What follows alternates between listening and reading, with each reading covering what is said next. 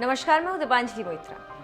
कहते हैं सीधी उंगली से घी नहीं निकलती, इसीलिए कभी कभी उंगली को टेढ़ा करना पड़ता है और यही काम अब भारत कर रहा है। पहले ओआईसी की बैठक में भाग लेने इस्लामाबाद पहुंचे चीनी विदेश मंत्री का जबरदस्त स्वागत हुआ। उसके बाद पाकिस्तान से मिलकर वांग यी ने वो कह डाला जिसे भारत नापसंद करता है। जी हाँ, वांग यी ने कहा कि कश्मीर में भारत गलत कर रहा है। बस इसी बात से नाराज भारत ने चीन को सबक सिखाने की बात सोची और अब चीन को भारत सबक सिखा रहा है। ये तो आप जानते ही हैं कि कोई भी नेता किसी भी देश में जाता है तो वहां की सरकार उसको लेकर एक राजकीय घोषणा करती कि इस देश के नेता या राष्ट्राध्यक्ष आ रहे हैं और भारत उनके साथ द्विपक्षीय वार्ता इन मुद्दों पर करने वाला है। लेकिन पहले ही वांग यी अपने बयान से अपना हाथ जला बैठे। उसके बाद एक्शन की बारी भारत की थी। फिर क्या था, भारत ने वांग यी के दौरे को कोई अहमियत नहीं दी और न ही कोई सरकारी घोषणा की कि इस देश के विदेश मंत्री या राष्ट्राध्यक्ष आए और भारत की ये बातचीत होगी। इसके साथ ही भारतीय राष्ट्रीय सुरक्षा सलाहकार अजीत डोभाल से करीब 1 घंटे बातचीत की। इस बातचीत के दौरान भारत ने कहा कि बॉर्डर क्षेत्र के बचे हुए इलाके में जल्द और पूरी तरह से सेना हटाई जाए ताकि द्विपक्षीय संबंध स्वाभाविक रास्ते पर आ सके। उन्होंने कहा कि शांति की बहाली से आपसी विश्वास बनाने में मदद मिलेगी।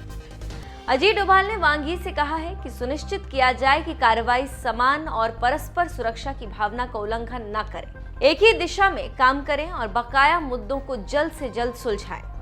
इसके साथ ही इसी गर्मागर्मी में चीनी विदेश मंत्री ने अजीत डोभाल को बीजिंग का न्योता दिया, जिसे स्वीकार करते हुए अजीत डोभाल ने एक और हमला बोला और कहा कि आमंत्रण तो ठीक है, लेकिन ये तभी संभव है जब तत्काल मुद्दों को सफलतापूर्वक हल कर लिया जाए।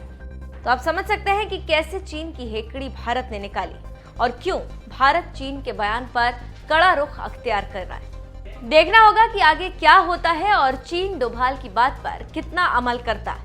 इसके साथ ही साथ हम विदेश में की बातचीत आपको सुनवाते हैं जो उन्होंने वांग यी से की। Akhilesh ji, your question, did the issue of what Minister Wang Yi said at the OIC conference come up? Yes, it did. I referred to it. I explained to him why we found that statement objectionable.